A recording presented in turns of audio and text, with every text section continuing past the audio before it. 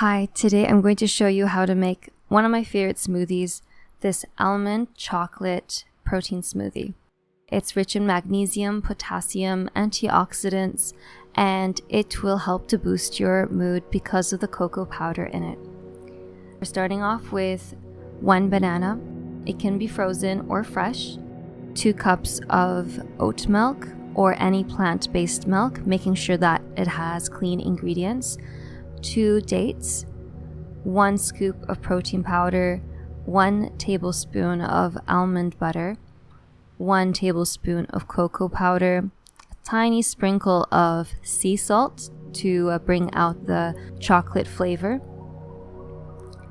and you can blend it all together.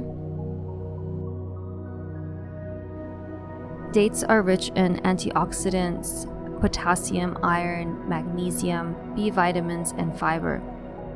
Bananas as well are rich in magnesium and potassium, fiber, vitamin B6, and antioxidants. Antioxidants are important because they help to reduce inflammation within the body. Here I'm sprinkling some cocoa powder for decoration. You can put maybe some coconut flakes. I hope you enjoyed this video, and please tag me if you do try this smoothie. See you soon.